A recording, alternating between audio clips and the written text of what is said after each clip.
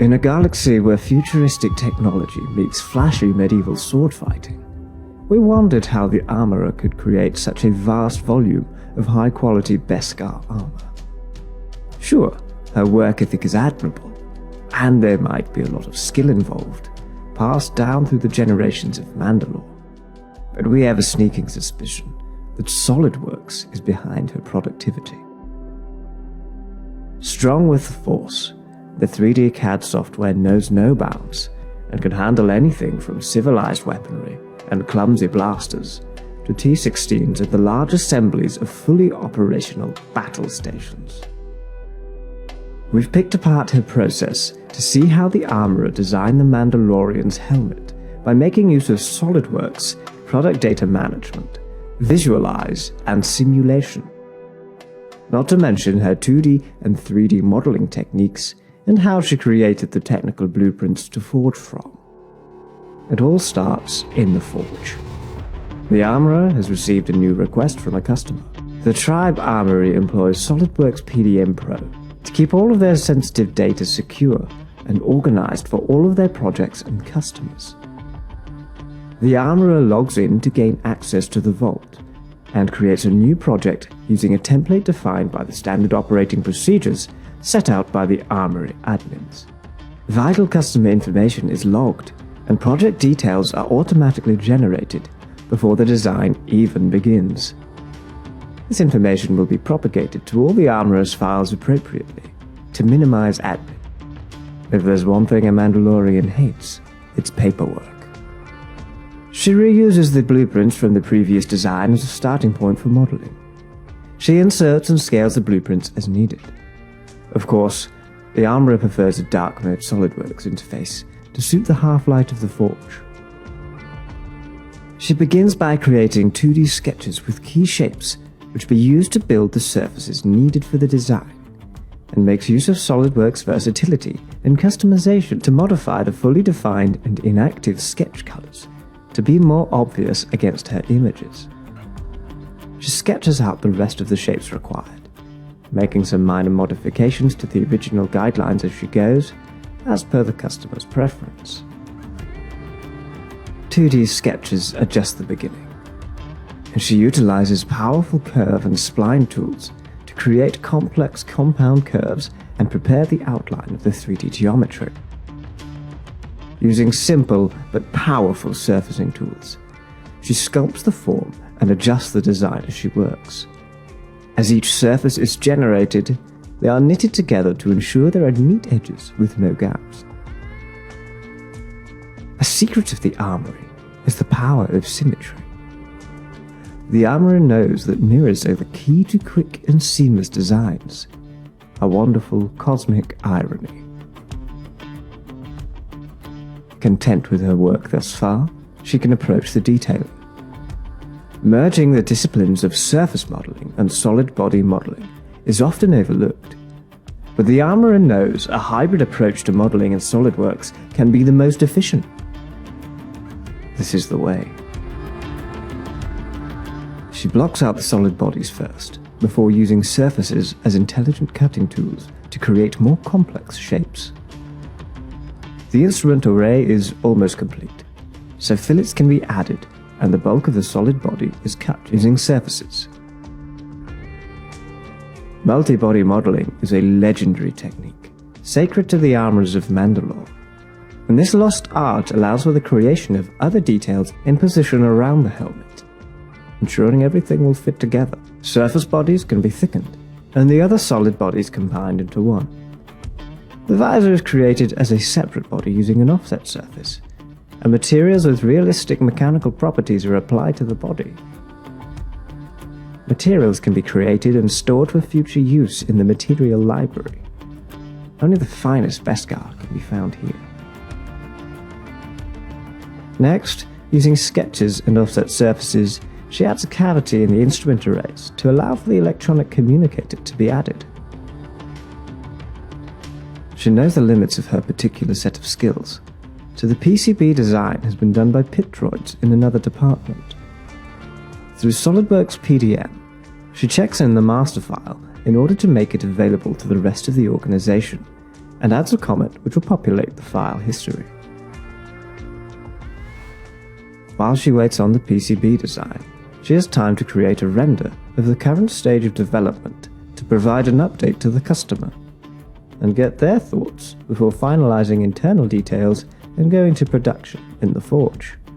The armorer adds lights, cameras, and realistic materials to the model to elevate the design. Emissive materials and native 3D geometry help to set the scene and create photorealistic holograms to show to her clients. With SolidWorks Visualize Pro, sun studies and turntables can be created, so even the twin suns of Tatooine can be accounted for. The customer has signed off on the final form, and the electronics have been done by her colleague, so she can get to work finalizing the helmet design. The armorer needs to design a plate to house the power cell and the electronics in the instrument array. Investigating the part history and checking the comments shows the pit droids have conveniently created an assembly with everything in place. After organizing the feature manager tree into folders for efficient working, she creates the plate using the inner surface of the helmet and deleting the hole, then deftly trims and thickens it to perfectly fill the cavity. She then adds mounting holes for countersunk screws through both bodies using the hole wizard, ensuring that these will line up when assembled. A quick check with hole alignment evaluation confirms this. Having been working in a multi-body part environment so far, the armorer copies each of these bodies to their own respective part files, so they can be manufactured with individual part numbers and drawings.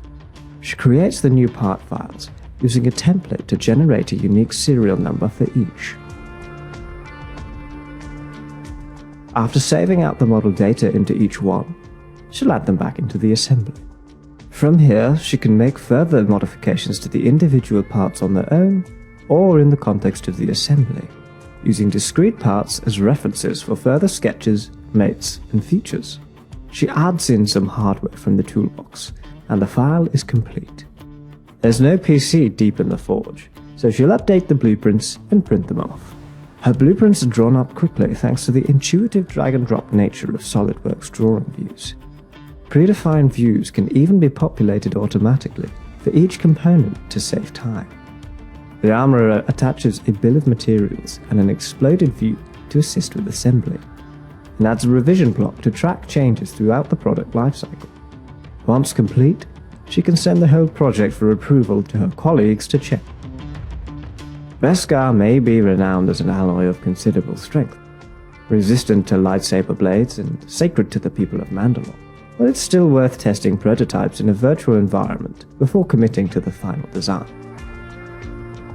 We realize that the armorer clearly employs SolidWorks simulation to validate her designs, to prove to the Mandalorian that, yes, despite it looking very cool, his spear really did need to go.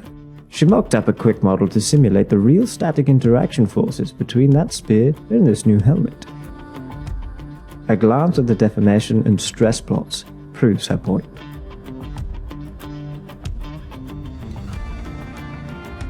Her colleague does not have any SolidWorks products installed on their computer, but while on the Armory network, they can still access the PDM Vault via the web portal. After logging in, they can navigate through the project folders and preview files using e-drawings, enabling them to review key information in data card variables and bills of materials. Once happy, they sign off on the project and manufacture can begin. During approval, the system generates PDFs and other neutral file formats, such as steps, in order to aid in manufacture. The armorer has also chosen to generate STL files which are sent to their friends at SolidPrint 3D to create a full-size prototype for testing. While the Ultimaker S5 can handle printing in stainless steel, Beskar is still waiting to be printed easily. There's a reason traditional techniques have stood the test of time. The Armory prints on the Raise 3D Pro 3 Plus to utilize its large build volume and new hyperspeed upgrade kit. The Empire can't wait to get their hands on it. The large build volume means this prototype can be printed all in one go, while the hyperspeed upgrade brings the print time down from 6 days to just 2. The prototype is checked against the card and then given to the customer to test the fit. It requires some extra padding along the top for comfort. Fortunately, the customer has a smaller head than the armourer's engineers. A new revision of the project is created by changing the state of the project back to work in progress, and the required changes are made to the model and drawing.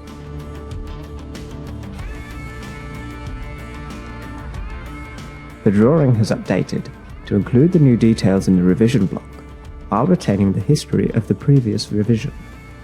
Once the changes have been approved, the drawing re-enters the workflow cycle and new PDFs and steps are generated. The project is ready for manufacture, and our customer is ready to kick some serious bounty. We hope you've enjoyed our thought on how we believe the Armourer designs Mandalorian armor.